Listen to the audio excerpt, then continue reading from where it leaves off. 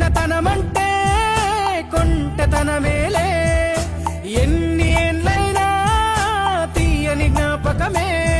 ఈ మానవ జీవన పయనంలో బాల్యం అద్భుతమే, మన బాల్యం అద్భుతమే. వీరి వీరి గుమ్మడి పండు వీరి పేరేమి, దాగుడు మూతలు దండాకోర్ వీరి పేరేమి.